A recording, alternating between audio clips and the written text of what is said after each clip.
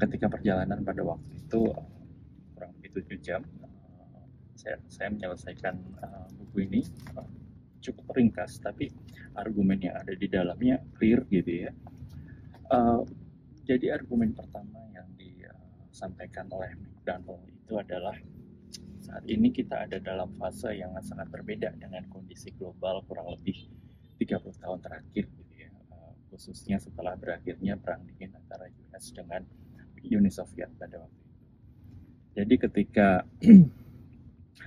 perang dingin itu berakhir gitu ya, kita itu ada dalam fase panjang kurang lebih 30 tahun di mana world order dunia itu dalam kondisi unipolar ya, di mana penguasa dunia itu adalah Amerika, satu-satunya penguasa di dunia, dengan dia berlaku sebagai polisinya Amerika, polisinya dunia gitu ya. Nah, kondisi ekonomi, politis dan segala macamnya yang ada dalam fase itu sangat berbeda dengan yang terjadi dalam beberapa tahun terakhir gitu ya. Jadi dalam 30 tahun sebelumnya itu, dunia itu ada dalam posisi unipolar, kemudian inflasinya rendah gitu ya. Kita ada dalam iklim di mana inflasi itu sangat minimal gitu ya, sangat ada di batas bawah ya, mungkin meskipun ada beberapa black swan events gitu ya, seperti 98, 2008 dan segala macamnya, tapi secara average gitu ya, kita ada dalam environment yang inflasinya rendah pada waktu itu. Nah, inflasi rendah itu ditunjang dengan interest rate yang sangat rendah gitu ya. Nah, itu sangat kondusif untuk bisnis gitu ya. Volatility dari market juga sangat rendah, perusahaan-perusahaan kinerjanya tumbuh gitu ya. Kemudian beberapa financial assets gitu ya, seperti ETF, bond dan segala macamnya sangat perform dengan sangat bagus pada environment itu. Termasuk juga sektor-sektor teknologi gitu ya. Kita melihat teknologi mulai dari era .com dan segala macamnya itu sangat tumbuh gitu ya. Sampai yang terakhir kemarin adalah AI gitu ya. Itu sektor-sektor yang tumbuh sangat signifikan dalam environment yang low inflation dan juga low interest rate. Nah, ada beberapa black swan event selama periode tersebut gitu ya, krisis 98 di Asia, kemudian pengeboman WTC ya, World Trade Center 2001, kemudian krisis subprime mortgage di tahun 2008 dan segala macamnya. Namun pada krisis-krisis tersebut gitu ya, the Fed gitu ya, itu selalu step in. Mereka selalu sebagai pihak yang selalu standby untuk mensupport environment gitu ya, baik itu dengan program penurunan interest rate gitu ya, maupun mereka dengan quantitative easing ya, mereka membeli hutang dan segala macamnya, dan itu semuanya berhasil mengembalikan krisis-krisis tersebut kembali ke kondisi awal atau bahkan lebih baik lagi kinerjanya. Itulah yang terjadi dalam 30 tahun sebelumnya. Nah, sekarang menurut si pengarang dari McDonald ini kondisinya sangat berbeda. Sekarang Amerika bukan lagi menjadi satu-satunya superpower yang ada di dunia. Gitu ya. Kita sekarang mengenal ada China gitu ya, negara nomor 2 yang ada di dunia yang mungkin sudah bisa mengimbangi kekuatan ekonomi maupun military strength dari Amerika, meskipun mungkin belum sekelas itu gitu ya, tapi sudah mulai bisa menyusul gitu ya, seperti itu. Jadi sekarang kita ada dalam environment yang tidak lagi unipolar tapi multipolar gitu ya, di mana Amerika dengan kekuatan aliansinya di Eropa gitu ya, sementara China dengan aliansinya di Rusia, di Iran dan juga segala macamnya, mereka mulai bisa mengimbangi dominasi Amerika dengan Eropanya.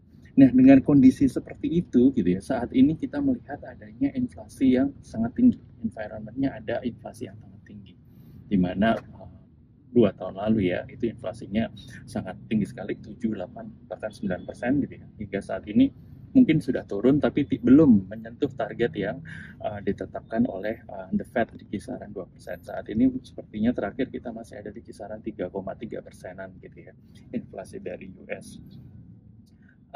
Sebenarnya ada beberapa faktor yang mendrive inflasi sedemikian tinggi gitu ya, seperti mungkin harga minyak yang tinggi saat ini gitu ya. Kemudian kita ada dalam fase di mana labor itu sangat strong gitu ya, dengan upah yang sangat tinggi, yang itu semuanya mendrive inflasi dunia. Nah, dengan inflasi yang tinggi tersebut gitu ya, tentu tidak ada pilihan lain gitu ya bagi the Fed dan juga untuk bank-bank lain selain untuk meningkatkan rates gitu ya. Nah, rates yang tinggi ini sangat tidak konstruktif gitu ya untuk bisnis, karena itu membebani cost of money dari atau cost of debt, cost of equity yang ada di perusahaan gitu ya, sehingga bisnis mungkin beralih gitu ya, mulai shifting gitu ya. Sektor-sektor yang dulu performing well ketika periode 30 tahun sebelumnya, saat ini mulai beralih gitu ya. Jadi argumen utama yang dikemukakan oleh McDonald ini gitu ya, kita sekarang berubah sektornya. Kalau misalnya dulunya adalah ke financial asset gitu, ETF, bond, growth sector dan segala macamnya, sekarang keputusan investasi kita harusnya mulai fokus kepada hard asset gitu ya. Kita berinvestasi ke saham-saham komoditas gitu ya, saham-saham yang banyak mengelola misalnya komoditi dunia gitu ya, minyak, batu bara, kemudian copper gitu ya, gold, silver dan segala macamnya. Itulah perbedaan yang disampaikan oleh McDonald gitu ya. Kemudian yang kedua, kalau dulu banyak ke growth gitu ya, sekarang mungkin bisa masuk ke value sektor. Kita melirik lagi perusahaan-perusahaan yang secara multiple gitu ya, valuationnya sekarang sedang rendah. Kalau zaman dulu itu kan perusahaan teknologi mungkin meskipun valuasinya sudah sangat tinggi ya, high PE, high EV to EBITDA multiple, mereka keep climbing gitu. Nah, sekarang mungkin nggak bisa seperti itu menurut si McDonald gitu ya. Kita harus mengalihkan ke perusahaan-perusahaan yang secara valuasinya turun atau value sector. Ini adalah argumen yang dikemukakan oleh si McDonald. Nah, di sini ada beberapa supporting data gitu ya, yang dia kemukakan gitu ya. Salah satunya yang mungkin menjadi warning buat kita semua gitu ya. Amerika gitu ya saat ini ada dalam fase di mana mereka terbebani oleh hutang yang tinggi gitu ya. Di mana hutang yang tinggi ini dalam beberapa saat lagi gitu ya, hutangnya kurang lebih 30 triliun dolar gitu ya. Nah, dari 30 triliun dolar itu 20 triliunnya dari the Fed, Social Security, sama dari foreigners. Nah, itu 10 triliunnya itu akan due dalam 2 tahun ke depan gitu ya. Jadi mereka harus bisa mencari sumber gitu ya, pendanaan baru, refinancing 10 triliun dolar itu yang akan due dalam 2 tahun ke depan. Masalahnya utang kurang lebih 10 triliun dolar itu, 10 triliun dolar itu sebelumnya itu di-raise dengan inflasi yang sangat rendah 2%. Nah, kalau sekarang rates yang rendah 2%. Nah, kalau sekarang rates-nya itu tinggi gitu ya, di atas 5%, itu akan membuat mereka suffer gitu ya, karena hutang yang sedemikian besar itu harus di-refinancing dengan rates yang jauh lebih tinggi gitu. Nah, itu implikasinya adalah apa yang akan terjadi gitu ya. Apakah mereka mau printing uang lagi? Apakah mereka mau mengeluarkan kebijakan-kebijakan yang sifatnya easing lagi atau seperti apa? Tapi itu adalah suatu masalah gitu ya. Kalau mereka tidak bisa refinance hutang mereka yang sedemikian besar gitu ya, maka implikasinya ke market ataupun ke ekonomi ataupun ke politik dunia akan sangat tidak baik gitu ya. Akan sangat tidak baik.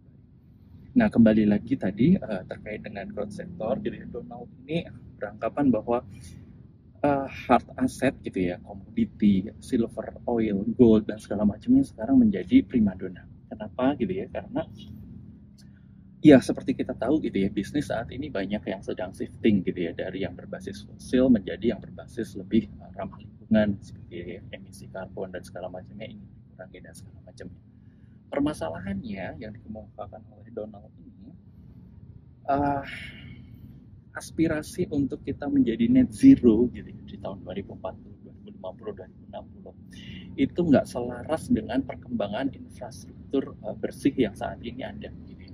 Menurut McDonald, kita nggak akan bisa catch up, nggak akan bisa replace fuel oil sepenuhnya gitu ya. Investasi untuk ke EV, untuk ke solar panel dan segala macamnya itu masih sangat kurang dibandingkan dengan kebutuhan energi di dunia.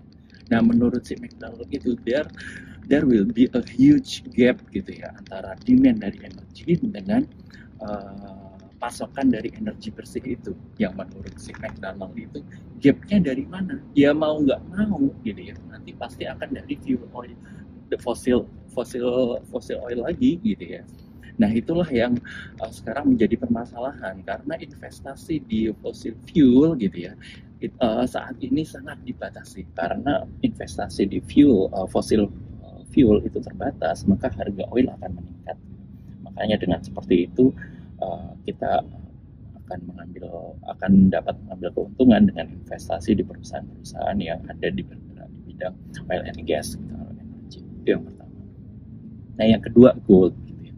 Gold itu juga diproyeksi semakin bagus gitu ya, karena di tengah kondisi geopolitik yang saat ini ada gitu ya, tensi memanas antara China dengan Amerika, Rusia dengan Ukraine, Middle East dan segala macam, orang ingin beralih ke aset yang dipandang safe haven seperti gold gitu ya. Apalagi gold ini sangat terbatas gitu ya supply-nya. Jadi memang gold juga diproyeksi akan semakin bagus. Selain oil dan gold gitu ya, Lawrence ini juga mengencourage kita untuk berinvestasi di sektor atau saham yang bergerak di bidang hard asset lain gitu ya, seperti silver, nikel, palladium, copper dan segala macamnya gitu ya, yang mereka dibutuhkan untuk sumber energi yang ramah lingkungan tadi, solar panel, EV dan segala macamnya. Mereka membutuhkan itu ya, copper, palladium, nikel dan segala macam, dan juga silver. Jadi perusahaan-perusahaan yang bergerak dalam sektor itu diproyeksi akan semakin meningkat. Kurang lebih itu gitu ya yang ada isinya dari Lawrence McDonald ini. Secara keseluruhan ini menarik gitu ya. Namun apakah tesis atau argumennya ini benar atau tidak, memang harus dibuktikan. Tapi at least dalam setahun terakhir ini kita melihat ini ada benarnya gitu ya, di mana perusahaan yang bergerak di sektor komoditas secara pelan-pelan mulai terapresiasi gitu. Kinerja saham seperti Exxon, Chevron, perusahaan-perusahaan yang bergerak di bidang emas dan hal-hal lainnya ternyata memang menaik beneran, termasuk harga emas sendiri yang saat ini mengalami apresiasi. Emas sudah mencetak all-time high gitu ya. Itu sedikit demi sedikit membuktikan argumen dari Lawrence McDonald. Overall, the book ya, ada banyak hal yang bisa kita petik di tengah kondisi ketidakpastian politik dan ekonomi global yang ada. Oke, demikian. Hopefully